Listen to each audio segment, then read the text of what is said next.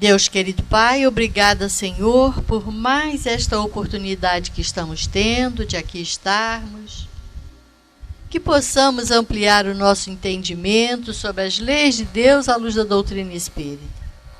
Obrigada, Senhor, por mais essa oportunidade. Graças a Deus e que assim seja.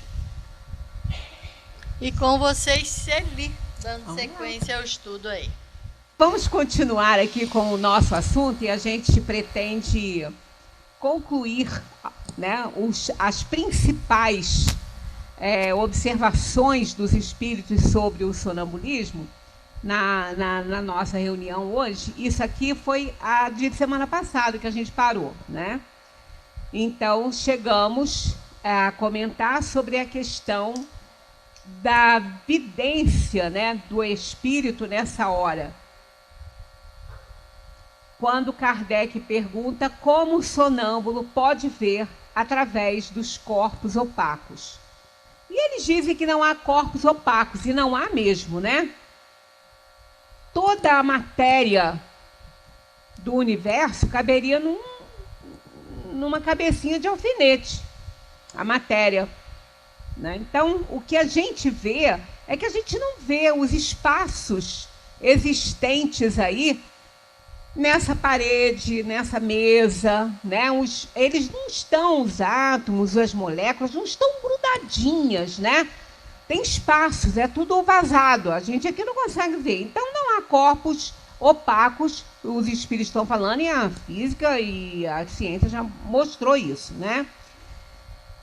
Aí, como é que eles veem, então? Pois é, já tocamos nesse assunto, já falamos que os espíritos, eles veem fora do corpo. No corpo estamos submetidos aos sentidos do corpo, aos olhos, aos ouvidos, né?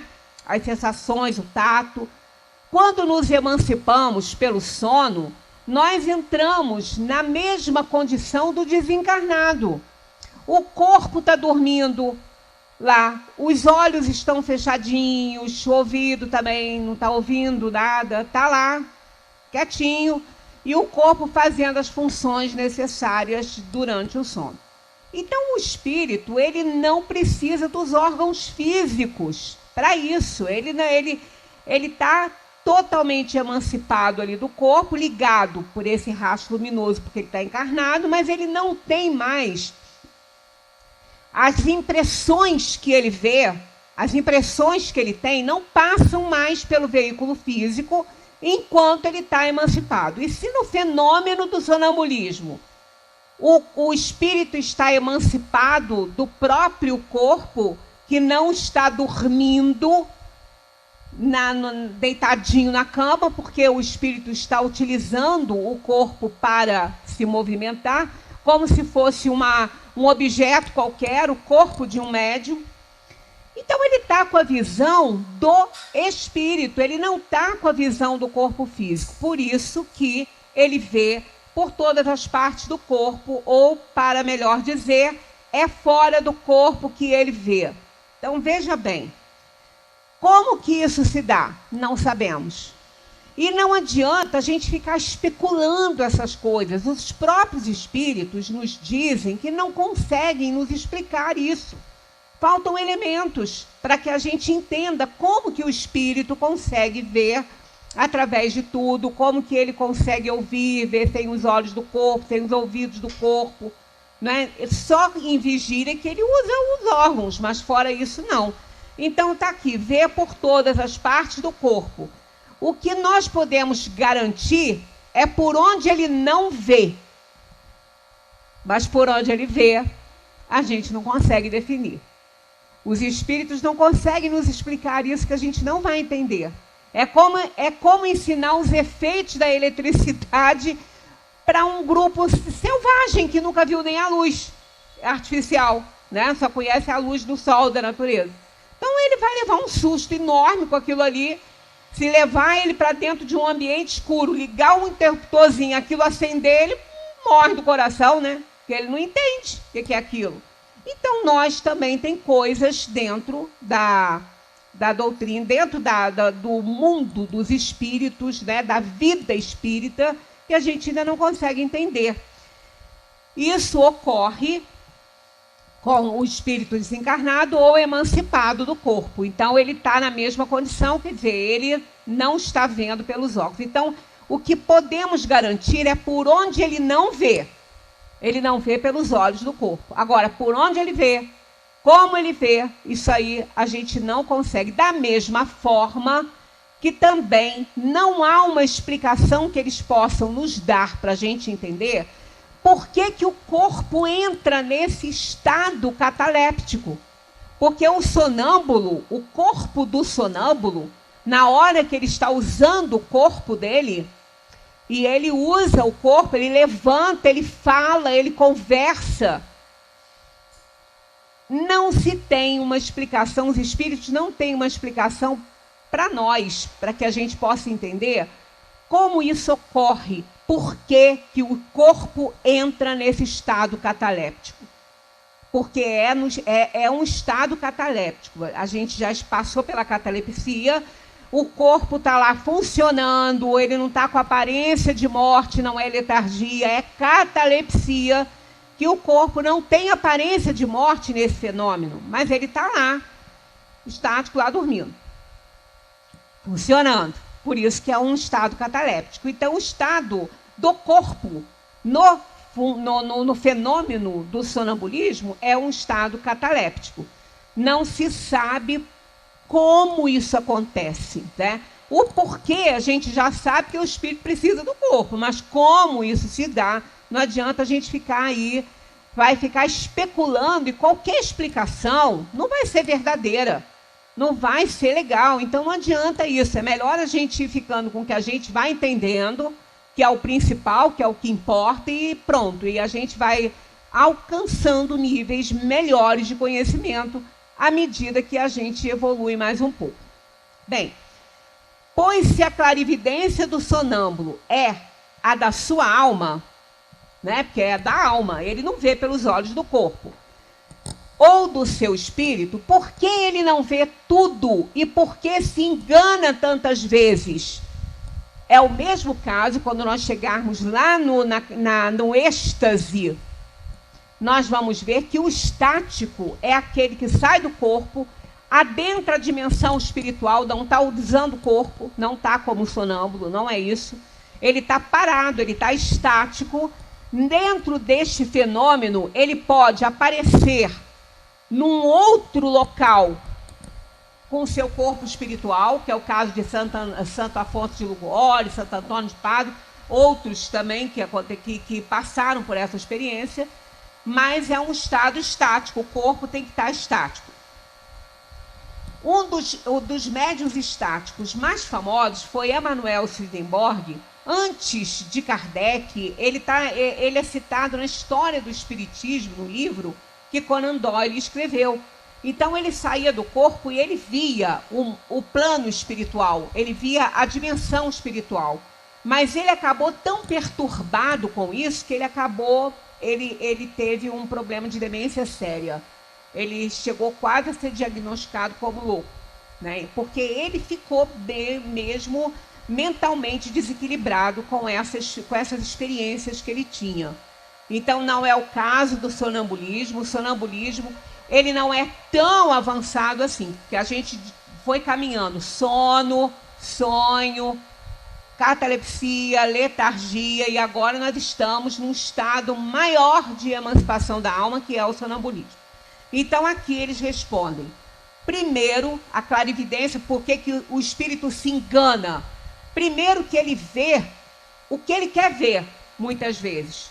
Em algumas situações, que é o caso dos estáticos, vê aquilo que eles entendem ser verdadeiro. No livro O Céu e o Inferno, nós temos ali um relato de Santa Teresa de Dávila. Santa Teresa de Dávila, ela emancipada foi e viu o inferno. Então ela relatou isso, mas só que o inferno, como ela viu que ela relatou, é aquele que ela acreditava ser daquela maneira. Por isso que ela juntou tudo que ela concebia como conceitos, né, da Igreja Católica, e ela misturou aí essas visões que ela teve, porque ela falava ruelas muito estreitas. Está no início aí do livro O Céu e o Inferno, o relato dela e de outros também, né, de outros espíritos. Aí eles dizem aqui, primeiro, que não é dado aos espíritos imperfeitos, e todos nós somos, tudo ver e tudo conhecer. Sabes muito bem que eles ainda participam dos vossos erros e dos vossos prejuízos. E depois, quando estão ligados à matéria, não gozam de todas as suas faculdades de espírito. Isso quer dizer que quando ele está emancipado, ele tem mais algumas, né? Deus deu ao homem esta faculdade com um fim útil e sério, e não para que ele aprenda o que não deve saber. Eis porque os sonâmbulos não podem dizer tudo, porque eles não sabem tudo. Então não é porque ele está fora do corpo que ele é conhecedor de tudo, ele tem um nível evolutivo dele. É isso que a gente fala de espíritos recém-desencarnados que começam a psicografar o que estão vendo. O que eles estão vendo pode não condizer com a realidade, é a realidade dele, ele que está vendo. Ele está vendo daquela forma, porque ele entende ser assim. Então, ele plasma os cenários. Por isso que a gente não pode dizer que aquele relato é um relato verdadeiro. Ah, mas por que na codificação é? Porque a codificação, ela tem um caráter de universalidade, não é de um espírito só. Kardec mandou as questões espalhadas por cerca de mais de 1100 pelo mundo. E todas as respostas voltavam com o mesmo tema, com a mesma temática, tudo com diferenciações de língua, né? E Kardec lidava com isso muito bem. Mas quando é um espírito só que desencarna e relata, não é muito confiável esses relatos, porque é só a imagem, que é só a visão dele. No espiritismo, na codificação, é a visão de todos os médiuns que receberam essas questões, dos seus espíritos protetores e guias espirituais respondendo. Então, tem o caráter de universalidade, coisa que um espírito sozinho desencarnado não tem, só tem a visão dele. Por isso é que a gente pode confiar no que está na codificação, porque não foi um espírito, nem dois, nem três, foi mais de 1100 que receberam as questões de Kardec, as questões que estão no Livro dos Espíritos, e elas voltavam para Kardec com o mesmo conteúdo. Então, isso dá o caráter de veracidade da doutrina. Mas quando a visão, quer dizer, o sonâmbulo, ele vê o que ele pode ver. Ele não pode ver tudo, ele não pode conhecer tudo, então ele não tem a verdade, né? Só porque está desencarnado. É igual quando desencarnado não, perdão, emancipado.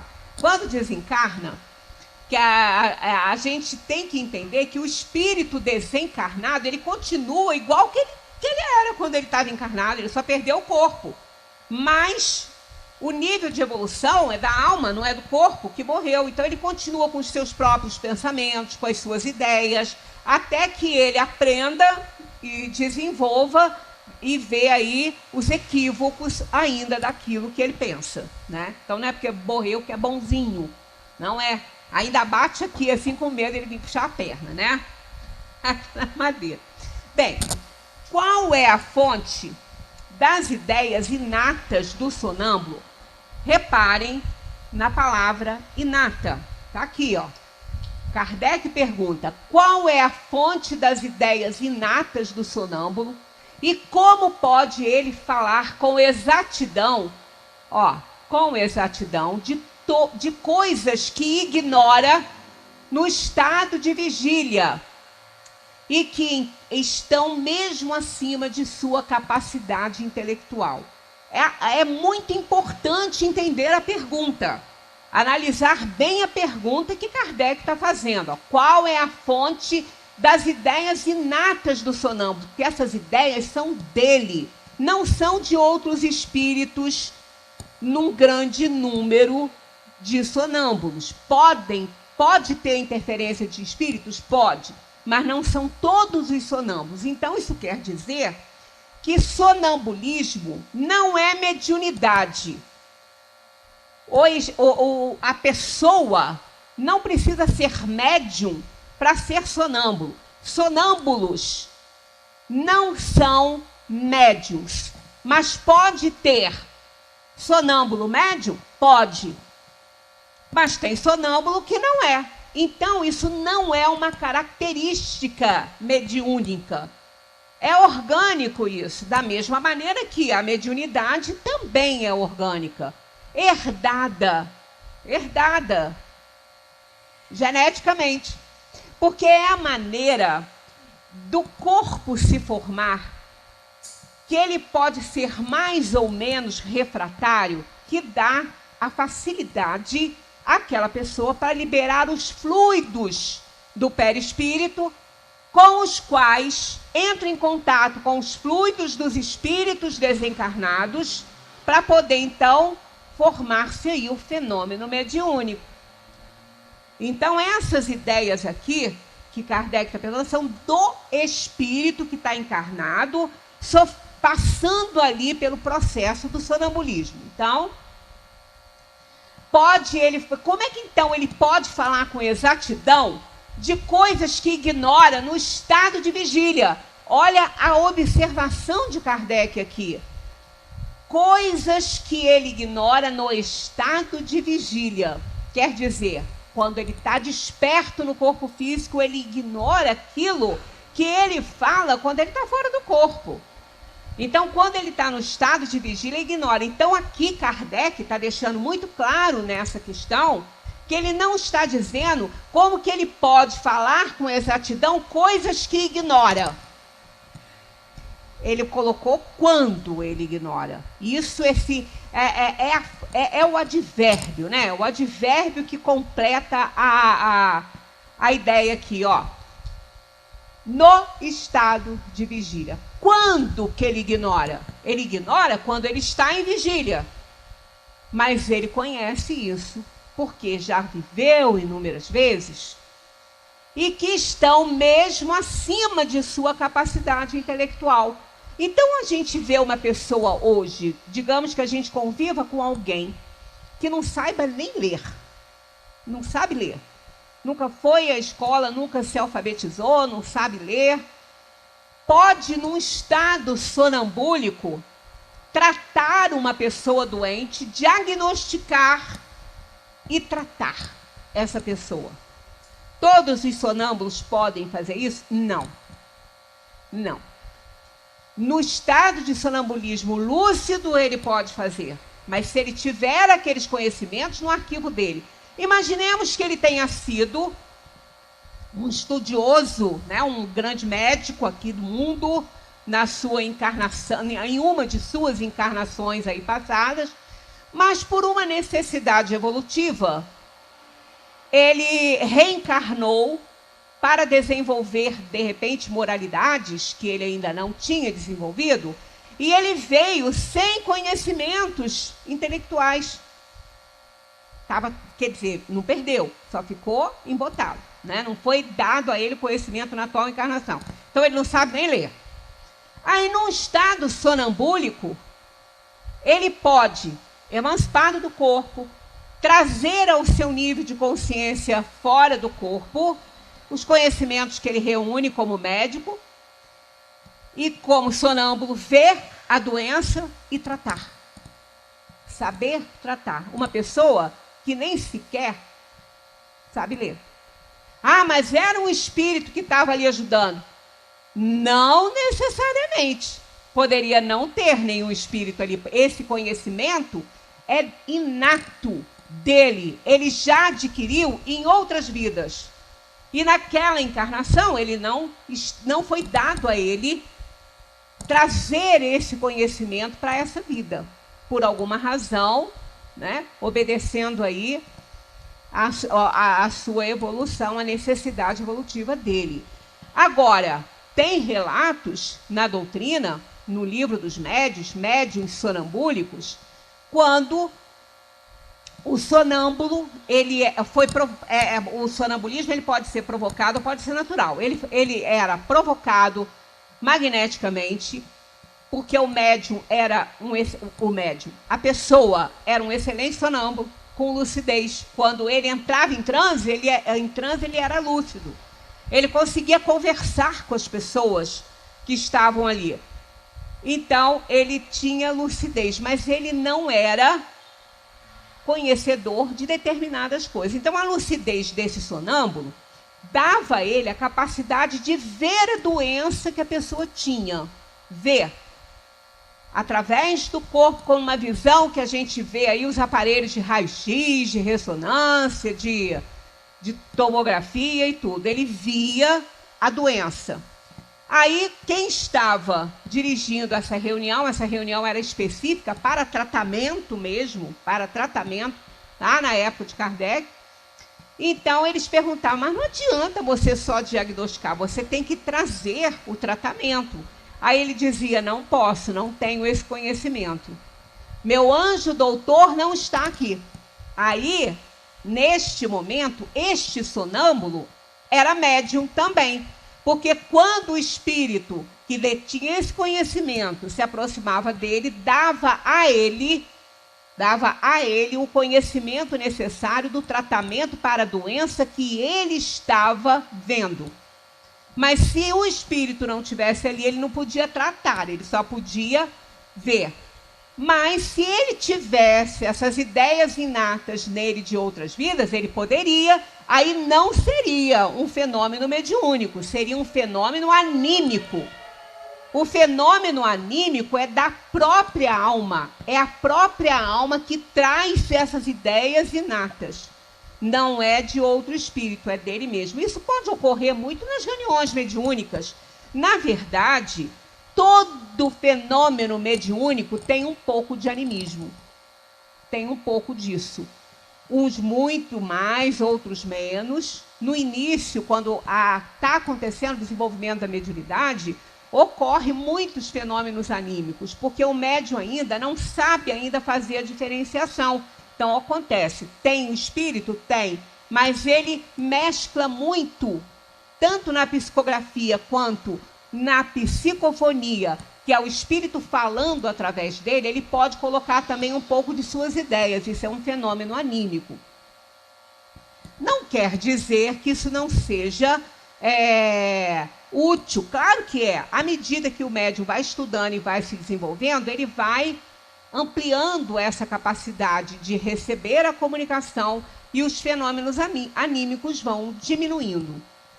Tanto que uma psicografia autêntica, sem nenhuma interferência do animismo, é aquela mecânica, que era do Chico.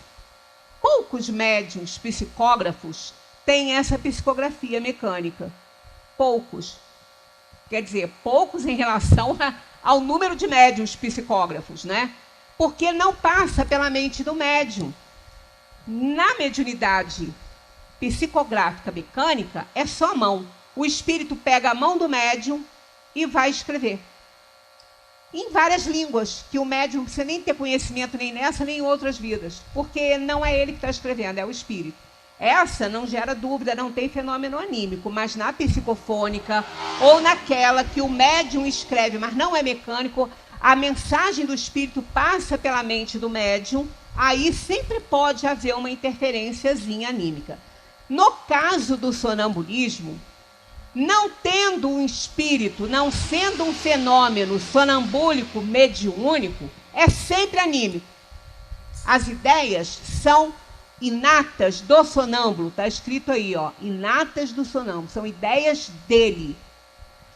Então ocorre muitas vezes, e é interessante a gente citar isso, porque muitas famílias passam por essas situações e imaginam que a criança está possuída, ou jovem, que isso acontece muito na infância e na adolescência, depois passa.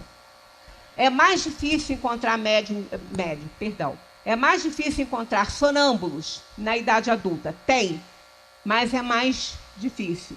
Porque o espírito já não está tão suscetível assim. Mas na infância e na adolescência é muito comum. E os pais ficam sem saber o que vão fazer. Imagina, vocês serem acordados no meio da noite por um filho que saiu da cama dele, ficou andando pela casa, falando uma língua que você não conhece, ou falando coisas que também você não entende o que ele está falando, que você chega para ele, se identifica e ele não te ouve, fica falando, andando, falando em outras línguas. O que esse pai e essa mãe vão pensar? Ficou doido, meu filho. Está possuído por uma coisa ruim. Aí vai fazer exorcismo. Olha, eu só imagino o susto que uma família que não conhece isso leva. Pensa, até quem conhece às vezes leva um susto desse, né? Por quê? Ele tá dando passividade, ele está obsidiado, ele está possuído, não está nada. É ele mesmo que está falando numa língua que ele aprendeu em outras experiências na vida dele, nas encarnações dele. Às vezes falando uma língua morta, uma língua que ninguém entende, a língua está morta. Nós somos espíritos reencarnados. Não podemos contar, nossas reencarnações são inúmeras. Não são numerosas, são inúmeras. E número é o que não se pode contar. Numerosas dá para contar, é muito, mas dá para contar. Mas inúmeros não dá. Então, as nossas reencarnações são inúmeras, a gente não consegue contar. A gente não sabe, não lembra das primeiras. Então, nós podemos já ter reencarnado, podemos não, reencarnamos em épocas medievais, da Idade da Pedra. Quando a fala, né, foi aprendida e línguas mortas. E ter conhecimento dessas línguas, porque vivemos naquela época. Isso está no arquivo, não se perde, nenhum conhecimento se perde. Então, no ataque sonambúlico, por uma razão que também não se sabe por que ocorre, algumas coisas são necessidades mesmo desse espírito que se predispõe a isso, que já veio com essa atividade aí para exercitá-la no mundo e contribuir. E muito, e contribui e muito. Vejamos esses que fazem diagnósticos, né, e tratam doenças nesse período aí, nesse fenômeno sonambúlico, é de muita ajuda. Então os pais ficam enlouquecidos, fica aquele jovem andando pela casa, falando uma língua doida que eles nunca ouviram, o que eles vão pensar? Então o que se faz numa hora dessa? O que se faz? Porque ele não vai ouvir. Ele não vai, você vai falar com ele que, olha, eu sou seu pai, eu sou sua mãe, ele vai ouvir, ele não está ouvindo pelos ouvidos do corpo, ele não vai ouvir isso. Ele está noutra dimensão, ele não vai ouvir, ele não vai ter noção disso aí. Então, consegue-se, muitas vezes, com muito sucesso, não ficar fazendo perguntas, conversar como se ele estivesse ouvindo, ele não está ouvindo com os olhos do corpo, mas pode-se dizer, trabalhar como os terapeutas trabalham em regressões de memória, né? E falar, pois é, olha, você já passou por essa experiência, você foi isso. Tem pessoas, tem espíritos que trazem alguns problemas de outras encarnações, assim, encarnações que tiveram uma desencarnação traumática, né? Assim como nós temos aqueles que vão para a guerra hoje, voltam com problemas, né, sérios, por causa de traumas que passaram lá e às vezes vão até se suicidam por causa disso, não conseguem voltar à vida normal. Então, muitas vezes, uma reencarnação bastante traumática na hora da morte pode ocasionar que esse espírito, num ataque de sonambulismo, ele possa trazer essas ideias que estão nele, que são dele, que são vivências dele, por isso é um processo anímico, e ficar se escondendo, entrando nos cantos, porque está se escondendo, porque senão ele vai ser morto, aí ele fala essas coisas, que ele vai ser morto, né? Então, aí eu falo, olha, você já passou por essa experiência, vai conversando com ele, não faz pergunta. Mas venha para hoje, você está no ano tal, venha para hoje, ele vai ser conduzido por ele mesmo. E caso não consiga, conduza para a cama, porque normalmente se consegue. Quando é um ataque tão ostensivo assim, normalmente eles voltam. Eles voltam conversando com aquele espírito que está usando o próprio corpo. E aí ele conduz para a cama e vai. Por que não se deve acordar? Não é que não se deva, não vai acontecer nada se acordar. É que não é fácil acordar. Ele não ouve. Ele não ouve. Então ele só vai despertar quando esse fenômeno passar por ele mesmo. Ele não vai acontecer. É como uma pessoa que está com um ataque epilético. Está mordendo a língua. Está numa convulsão epilética. Adianta você ficar falando para ele não morder a língua? Ele não vai entender nada. Ele está num transe epilético ali, num ataque epilético, sem consciência. Então, o que se faz? Se auxilia. Então, evita-se, muitas vezes, botar uma coisa debaixo da cabeça para não ficar batendo a cabeça no chão, para não ferir. Cuida e deixa que vai passar. Vai passar. Assim como também um fenômeno sonambúlico agressivo também vai passar. Não precisem ficar desesperados, não vai morrer, não vai acontecer nada.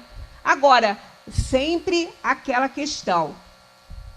Um ataque sonambúlico de um espírito que está vivenciando, né, sonambulicamente as suas ideias de uma desencarnação traumática e que ele tenha que se defender, ele pode agredir quem está ali do lado dele achando que é aquele inimigo lá da guerra que ele estava vivendo. Então não deve, quem tem crises sonambúlicas não pode conviver com objetos que possam ferir.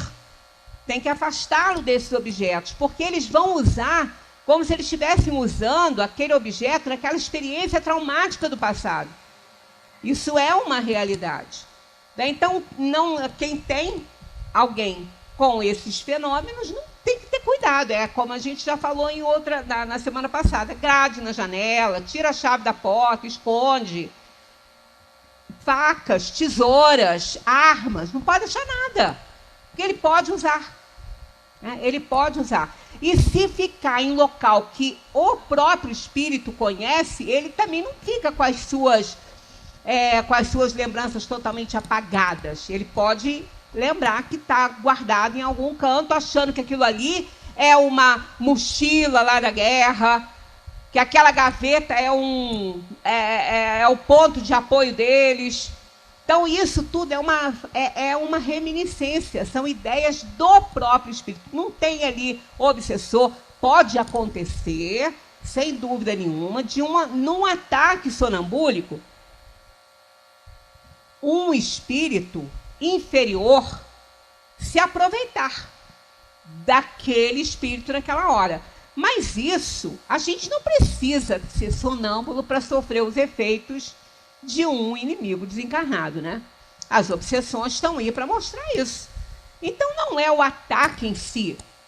É importante que a gente sempre mantenha uma frequência vibratória alta para evitar que esses espíritos, nesses momentos, nos encontrem.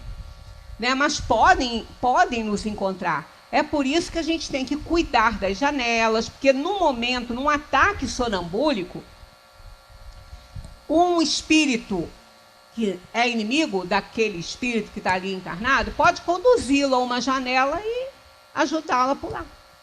Isso pode acontecer. Por isso que tem que cercar de cuidado. Porque a gente não sabe, durante esse ataque, o que está ali em volta. O espírito está vendo, porque ele entra em contato com outros espíritos, o sonâmbulo. Mas quem está do lado não está. Então não sabe o que está em volta ali, da pessoa ali, né? Bem, nós já te dissemos repetidamente, né, que revivemos muitas vezes. E essa mudança é que lhe faz perder materialmente o que conseguiu aprender na existência precedente. Entretanto, no estado a que chamas crise, ele se lembra, mas sempre de maneira incompleta. Ele sabe, mas não poderia dizer de onde lhe vem o conhecimento, nem como o possui, Passada a crise, toda a lembrança se apaga e ele volta à obscuridade. Então, esse sonâmbulo que é analfabeto, não sabe ler nem escrever, que no ataque sonambúlico ele diagnostica uma doença e trata, diz qual é o remédio, porque ele foi um médico em reencarnações passadas, ele detém esse conhecimento. Quando ele acordar, ele não vai saber de nada disso, vai continuar sem escrever, sem saber escrever o nome dele. Porque no estado de vigília, isso tudo fica embotado. Comentário de Kardec. A experiência mostra que os sonâmbulos recebem também comunicações de outros espíritos. Então, é aquele médico que vai lá dizer para o sonâmbulo qual é o remédio, porque ele não sabe, né? O outro não sabe, o outro não sabe. Obsessores, né? Comunicação de espíritos inferiores, que lhe transmitem o que eles devem dizer e suprem a sua insuficiência, no caso de tratamento, né? De sonâmbulos fazendo tratamento. Isso se vê, sobretudo, nas prescrições médicas. O espírito do sonâmbulo vê o mal, o outro lhe indica o remédio. É o caso desse sonâmbulo que eu comentei lá, que Kardec fazia as experiências. Esta dupla ação é algumas vezes patente e se revela outras vezes pelas suas expressões bastante frequentes. Dizem-me que diga. Então, o sonâmbulo, quando ele está num sonambulismo mediúnico, ele fala, dizem-me que diga. Então, o espírito está falando com ele para ele falar. Então, aí é um sonâmbulo médium, né? Que tem a interferência de outro médium. Ou proíbem-me de dizer tal coisa. Neste último caso, é sempre perigoso insistir em obter a revelação recusada, porque então se dá lugar aos espíritos levianos que falam de tudo sem escrúpulos e sem se interessarem pela verdade. Então a gente tem que ter esse cuidado. Por isso que as insistências, né, em ficar fazendo perguntas para os espíritos, isso aí não é legal fazer. Porque a gente não sabe quem é que vai estar ali.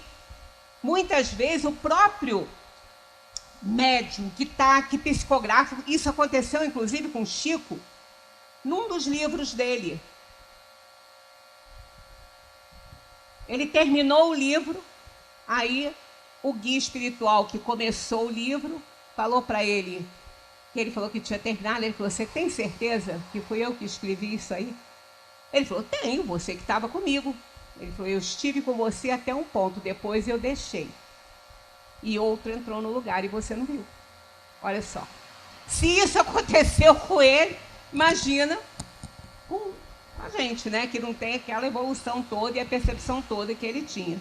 Então, ficar questionando, fazendo às vezes, insistindo em determinadas evocações é complicado, porque pode um outro espírito tomar o lugar e, se passar pelo outro. Nem vendo, a gente pode garantir. Por quê? Porque o perispírito pode tomar a forma que ele quiser, se ele não for impedido por alguma coisa. E se for para nos testar, ele pode tomar a forma daquele ente querido nosso. Por que essa forma? Como é que ele sabe? Está aqui na gente. Ele lê aqui. Então ele sabe direitinho. Por isso que não se deve fazer esse tipo de coisa. Por exemplo, aqui nas nossas reuniões mediúnicas, a gente não deixa o espírito assinar para evitar essas mistificações. Porque não assinando, quem conhece sabe de quem se trata, porque quando traz particularidade. Então não tem que assinar. Porque aí, com essa questão de assinar, um outro pode tomar o lugar dele e assinar. Como tem no livro dos médiuns, lá no finalzinho, observações a respeito disso, que Kardec mesmo refutou. Mensagens, o próprio Kardec, na época da codificação, refutou mensagens de médiuns sérios, coerentes, que já haviam psicografado espíritos de escola, e ele, em algumas psicografias, ele refutou, porque ele disse que não era. Aí o médium ficou aborrecido, porque disse que era, mas não era. Na análise da psicografia, foram ver que tinha coisas ali que aquele espírito não falaria. Então, todos nós somos suscetíveis desses enganos, desses equívocos. Como explicar a visão à distância em alguns sonâmbulos? É a mesma situação. É a alma que se transporta, ó. É a alma que se transporta durante o sono, o mesmo se verifica no sonambulismo. Que a alma que se transporta, é ela que sai, ela que vê, não é o corpo. O desenvolvimento maior ou menor da clarividência sonambúlica depende da organização física ou da natureza do espírito encarnado? Olha o que eles respondem. De uma e de outra.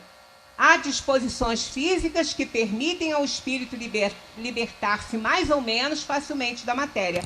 São aqueles sonâmbulos mais lúcidos, que quando eles estão numa crise sonambúlica, eles interagem com aquela equipe que está ali encarnada. Mas não como se fosse respondendo questões do próprio corpo, não pelos ouvidos do corpo, né? Ele está usando o corpo dele para ele fazer essas comunicações. O sonâmbulo pode ver os espíritos, os outros espíritos? A maioria os vê muito bem. Isso depende do grau e da natureza da lucidez de cada um. Mas, às vezes, ele não compreende de início e os toma por seres corporais. Isso acontece, sobretudo, com os que não têm nenhum conhecimento do espiritismo. Eles ainda não compreendem a natureza dos espíritos, o fato os espanta e é por isso que julgam estar vendo pessoas vivas. Ele está vendo os espíritos com o perispírito, com a forma que tinha, e ele pode se enganar se é encarnado, se é desencarnado, porque ele não, conhecendo isso, ele não sabe fazer as diferenças nesse momento, né? O uso que o sonâmbulo faz da sua faculdade influi no estado do seu espírito após a morte? E eles dizem, ó, muito. Como o uso bom ou mal de todas as faculdades que Deus concedeu ao homem. Então, no estado sonambúlico lúcido, o espírito que está nesse processo, nesse fenômeno, ele pode ser muito útil, ele pode ajudar muito. Eu escutei um caso contado por um orador espírita, o Dr. Alberto Almeida, e eu achei interessante, porque isso vem a acrescentar aquilo que a gente vai aprendendo quando vai estudando a doutrina espírita. Ele trabalha fazendo trabalhos com famílias, com atendimentos. Ele tem um trabalho amplo, ele é lá do Amazonas, ele. Amazonas não, Pará. Ele é do Pará. Então, Pará ou Amazonas, eu agora estou na dúvida, mas é a região norte.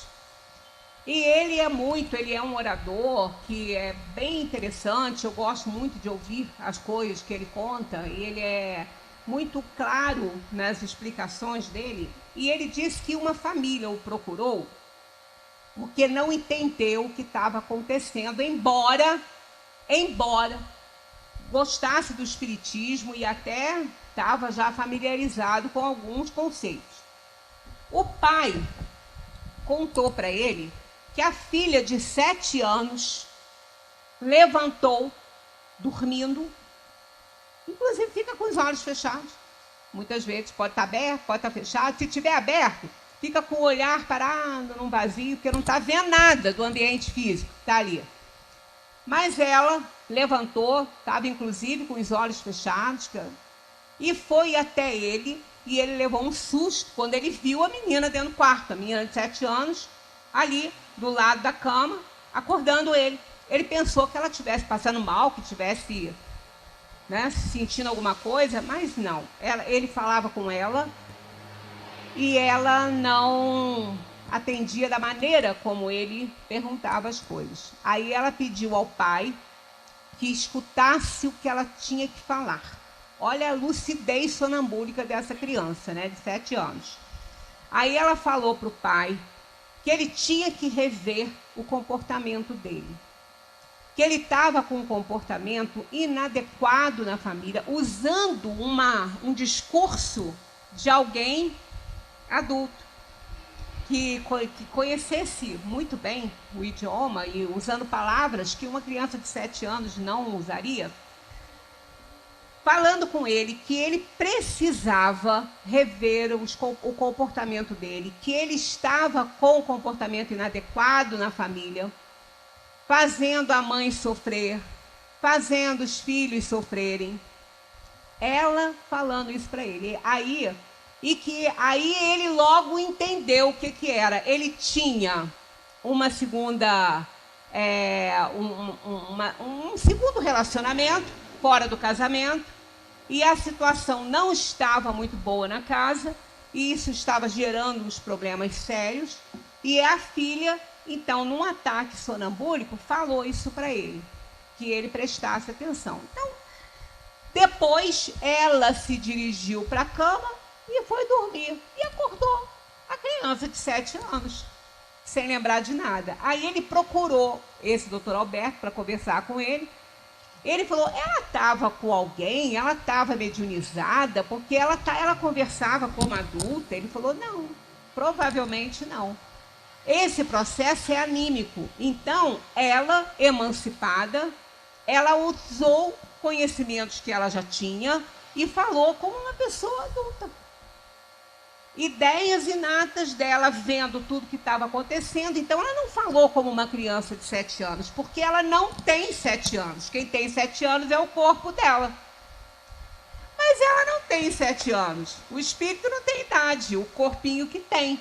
Então, como ela usou o corpo como se fosse o de qualquer outro médium, ela usou o corpo dela para isso. Mas ela era ela mesma. E aquilo ali mudou a vida deles, porque ele caiu na real. O que ele estava fazendo? Então, olha que lucidez sonambúlica dessa criança, né? E a ajuda que ela deu para a própria família.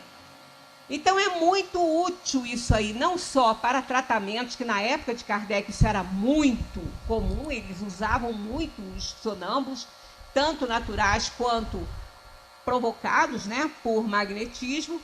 Então, é um fenômeno muito útil, que pode ajudar muito no desenvolvimento do próprio espírito e também da família. Mas sempre assim, é preciso conhecer isso aí para não se desesperar diante de algumas coisas. É um fenômeno que a gente pode colocar junto, aí próximo ao sonambulismo, o terror noturno nas crianças. Tem criança que acorda de madrugada chorando, gritando, aterrorizada. E aí a mãe ou o pai vai acalentar essa criança, dizer, fica com a mamãe. Aí a criança fala, você não é minha mãe. Você não é minha mãe. Então existem casos assim que a mãe se desespera. Como assim eu não sou sua mãe? Eu sou sua mãe. E a criança, às vezes, aquela criança ali de 2, 3 anos, fala, não, quero a mamãe, eu quero a mamãe. E ela, mas eu sou sua mãe. E a criança não entende. Por quê? Aquela criança está emancipada também. Como se fosse um fenômeno sonambúlico. E ela pode estar aterrorizada, porque emancipada do corpo, ela está vendo coisas da casa, está com medo. Então, ela, as ideias inatas dela ainda estão muito próximas, né? São as ideias já muito próximas da outra encarnação. Então, ela não vê aquela de hoje como a mãe. Ela fica procurando a outra mãe que ela teve da outra encarnação. Então, nesses momentos, o que se pode fazer é isso, é abraçar, é acalentar, não ficar falando, eu sou sua mãe. Ela não está ouvindo isso, ela não vai entender isso. Então, abraça, fica junto, faz uma precezinha para o anjo da guarda, deita junto, que ela vai acalmar e vai acordar de manhã sem problema.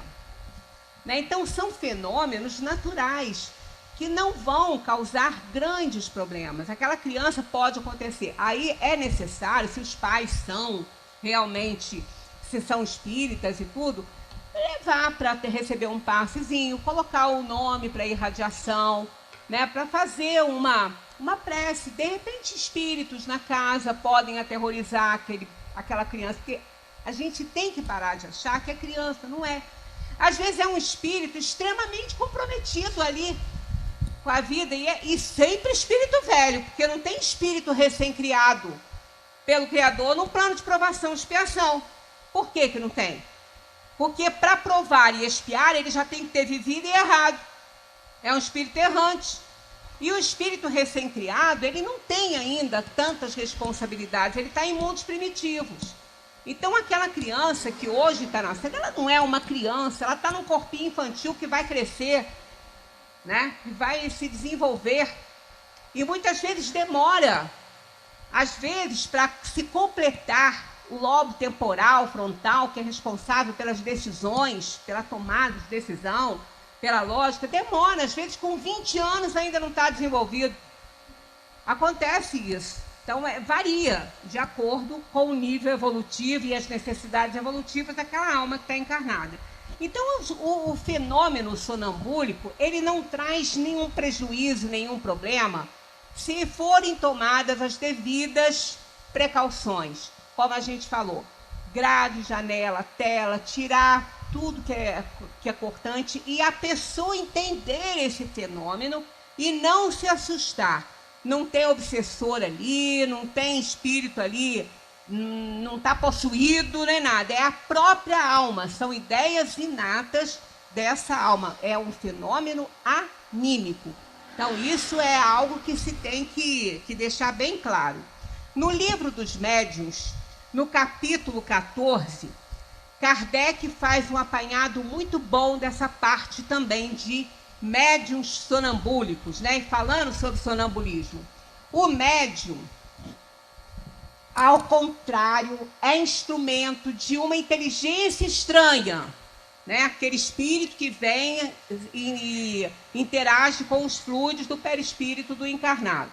É passivo e o que diz não vem de si, vem de outro espírito. É aquele médico que ditava o remédio lá para aquele sonâmbulo. Em resumo, o sonâmbulo exprime o seu próprio pensamento, ó, enquanto o médium exprime o de outro espírito.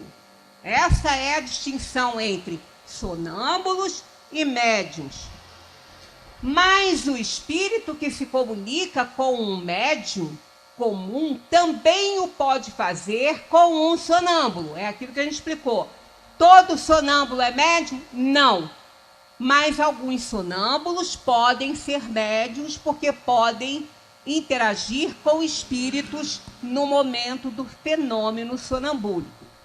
Dá-se o mesmo que muitas vezes o estado de emancipação da alma facilita essa comunicação, porque ele está fora do corpo, ele está usando o corpo, mas ele não está na vigília, o corpo está cataléptico, né? Muitos sonâmbulos veem perfeitamente os espíritos e os descrevem com tanta precisão como os médiuns videntes. Podem confabular com eles e transmitir-nos seus pensamentos. O que dizem fora do âmbito de seus conhecimentos pessoais lhes é, como frequência, sugerido por outros espíritos, no caso de sonâmbulos médios. Um de nossos amigos, é esse caso que eu contei, que aqui ele está narrado no livro dos médios, eu botei ele aqui para a gente reforçar isso, ó. Um de nossos amigos tinha como sonâmbulo um rapaz de 14 a 15 anos, de inteligência muito vulgar e instrução extremamente escassa. Entretanto, no estado de sonambulismo, deu provas de lucidez extraordinária e de grande perspicácia. Era excelente, sobretudo, no tratamento das enfermidades e operou grande número de curas consideradas impossíveis no estado sonambúlico, que eram conhecimentos que ele já trazia, né? Certo dia, dando consulta a um doente, descreveu a enfermidade com absoluta exatidão. Não basta, disseram-lhe, agora é preciso que indiques o remédio. Não posso. Respondeu, meu anjo doutor não está aqui. Quem é esse anjo doutor de quem falas? O que dita os remédios? Não és tu, então, que vês os remédios? Oh, não, estou a dizer que é o meu anjo doutor quem nos dita. Então, é esse caso que eu falei antes, ele está narrado nesse capítulo aí do livro dos médios, se vocês quiserem dar uma olhadinha ali.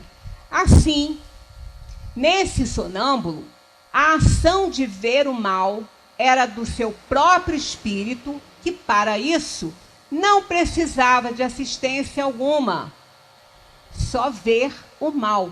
A visão dele ia lá dentro do corpo. A indicação, porém, dos remédios lhe era dada por outro. Não estando presente esse outro, ele nada podia dizer, quando só era apenas sonâmbulo, assistido por aquele a quem chamava seu anjo, doutor, era sonâmbulo médium. Então, essa é a diferença, né? Acho que eu não botei mais... não, tem aqui uma outra pergunta também interessante. Ó. A lucidez sonambúlica é uma faculdade que se radica no organismo e que independe em absoluto da elevação, do adiantamento e mesmo do estado moral do indivíduo. O fenômeno em si é independente disso, tá? Mas é interessante o que vem para baixo. Ó. Pode, pois, um sonâmbulo ser muito lúcido e, ao mesmo tempo, incapaz de resolver certas questões, desde que seu espírito seja pouco adiantado. O que fala por si próprio pode, portanto, dizer coisas boas ou más, exatas ou falsas, demonstrar mais ou menos delicadeza e escrúpulo nos processos de que use, conforme o grau de elevação ou de inferioridade do seu próprio espírito. Então, pode... A qualidade mediúnica é que faz a qualidade moral do médium é que vai fazer a diferença, não o processo mediúnico, o processo sonambúlico em si. Olha só. A assistência, então, de outro espírito pode suprir as deficiências, mas um sonâmbulo, tanto como os médiuns, é a mesma coisa e é igual, pode ser assistido por um espírito mentiroso, leviano ou mesmo mau. Aí, sobretudo, é que as qualidades morais exercem grande influência para atraírem os bons espíritos. Então, uma pessoa que sofre de sonambulismo, se ela não for uma pessoa interessada numa ética, numa moralidade, nos seus fenômenos, no momento da sua crise sonambúlica, vai ser joguete de espírito inferior. E isso é perigoso, né? É perigoso, porque o espírito não tem problema nenhum, ele não morre. Mas um outro pode fazê-lo. Esse Alberto conta, rapidinho para a gente encerrar, que ele era um médium psicógrafo, que foi à sua cidade para fazer uma reunião de psicografia com naquele centro, né, naquele centro de estudo ali, com algumas pessoas, não era numa reunião pública, mas algumas pessoas, e ele foi lá, ficou hospedado num hotel, para no dia seguinte, então, ele seguir lá para o ambiente do centro lá, né, para fazer o trabalho dele. Ele conta, depois no dia seguinte ele contou, que ele começou a ter uma vontade enorme de se jogar pela janela. O médium que ia fazer a psicografia. Ele começou a ter uma vontade que estava quase que ele não estava conseguindo resistir, de se jogar pela janela. Aí, o que ele fez? Percebeu, evidentemente, que tinha algo ali que não era muito normal. Ele amarrou a janela, muito bem amarrado, com uma tira, sei lá o que ele conseguiu, para ele, então, não cometer uma bobagem dessa aí, né? Porque a gente nunca, por isso que a gente nunca está isento de situação nenhuma, né? No dia seguinte, dirigindo-se à reunião lá do centro para psicografia, chegou um espírito muito agitado, uma moça que havia pulado da janela. E essa moça estava no campo energético dele ali no hotel, né, no quarto de hotel. Mas o desespero dela, porque ela se sentia muito ligada ao espírito que a fez pular. Era o que estava acontecendo com ele também. Então ela estava angustiada porque ela queria explicar que ela não se suicidou. Ela não se matou, porque os pais estavam transtornados, que era uma moça que tinha tudo, era uma jovem que jamais cometeria suicídio, teve um dia feliz com a família toda e, no entanto, durante a madrugada, ela pulou da janela. E ela quis dizer que ela não pulou, que ela não se matou. Ela era sonâmbula, eles não tinham muito esse conhecimento, né? Ela era sonâmbula e, num estado desse, de crise sonambúlica, ela foi influenciada por um espírito inferior que provavelmente já tinha convivido com ela em outras, né, oportunidades aí, que a incitou a pular pela janela. E o espírito avalia o dano físico, porque ele nada pode destruir a alma, né? Mas aí o corpo morreu. Quer dizer, nesse caso, mas como que isso pode acontecer? Que não é uma fatalidade a morte? É. Ela tinha que desencarnar naquele período ali da vida dela. Então, aconteceu desta forma. E se não tivesse que desencarnar, não ia acontecer. Porque se a morte, por conta de outrem, mesmo dos desencarnados ou encarnados aqui no mundo, erros médicos, motorista bêbado, mesmo que eles tenham sido os causadores, o espírito teria que partir. Então, infelizmente, as pessoas negligentes, maldosas, né, por um assalto, alguma coisa, acabam sendo instrumentos para que essa morte trágica aconteça. Mas isso já estava mais ou menos ali determinado por essa alma, quando reencarnou e fez na escolha das suas provas uma desencarnação trágica, por morte trágica, que não necessariamente tinha que ser aquele espírito, poderia ser outra coisa, ela poderia ter caído da janela, simplesmente, ter debruçado para ver alguma coisa e ter caído, não num ataque sonambúlico, mas no caso ali foi. Então a gente vê que ninguém está livre de um acometimento assim, de uma influenciação séria, e muitas vezes suicídios acontecem dessa maneira, né? Provocados por influenciações muito inferiores. Então a gente deve continuar estudando a doutrina, porque a gente se esclarece muito, os espíritos têm explicações lógicas para aquilo que a gente já pode entender. O que a gente não pode, eles dizem, não sabemos como explicar isso para vocês. Aí a gente não fica ali buscando respostas que a gente não vai encontrar a resposta verdadeira. Muita paz para todos. Na semana que vem, a gente vai continuar com a emancipação da alma. Agora está trabalhando na parte estática, né? Da dupla vista, que é muito interessante também. Muita paz para todos.